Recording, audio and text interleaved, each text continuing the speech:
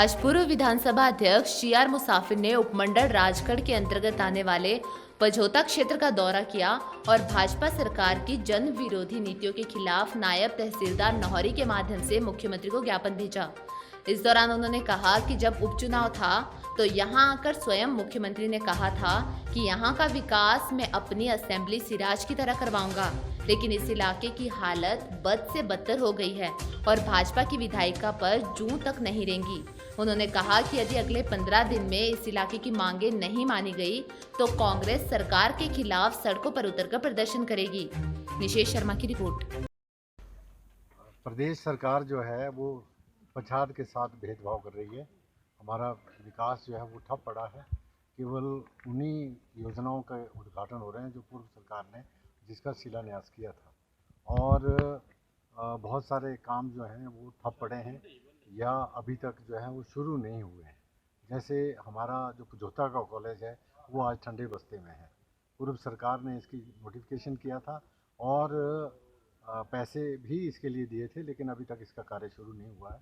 4 साल हो चुके हैं। इसी तरह से सब तहसील नौहरी की जो भवन है वो भी अधूरे में लटका पड़ा है। और इसी तरह से बहुत सारे ऐसे हमारे यहाँ डॉक्टर नहीं है। पीएचसी जो हमारी धामला है, और इसी तरह से दूसरी जो डिस्पेंसरीज़ हैं वहाँ भी डॉक्टर नहीं है। और आज महामारी के समय में अगर डॉक्टर नहीं है तो लोगों को अपने इलाज के लिए जो है वो भारी मुश्किलों का सामना करना पड़ रहा है। यहाँ सड़कों की हालत बहुत खस्ता है।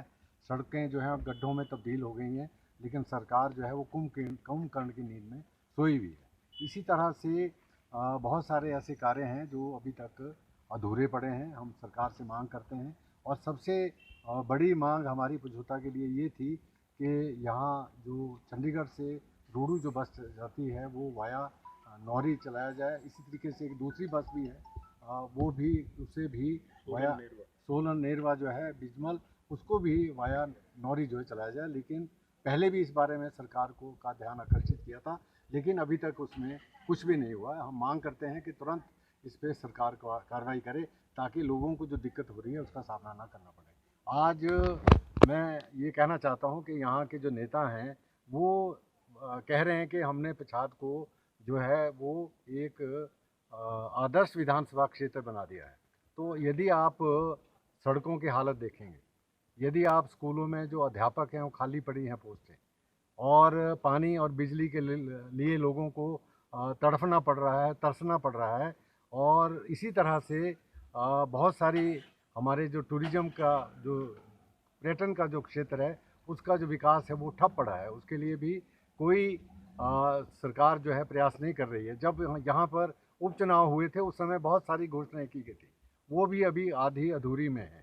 तो मेरा कहने का मतलब यह है कि जिस तरीके से भारतीय जनता पार्टी के नेता ये कह रहे हैं कि हमने यहाँ पे सब कुछ कर दिया है, अगर तुमने थोड़ा बहुत कुछ किया है तो तभी किया है जब पूर्व सरकार ने उसके लिए कोई रूपरेखा बनाई थी या उसके लिए कोई आधार बनाया था।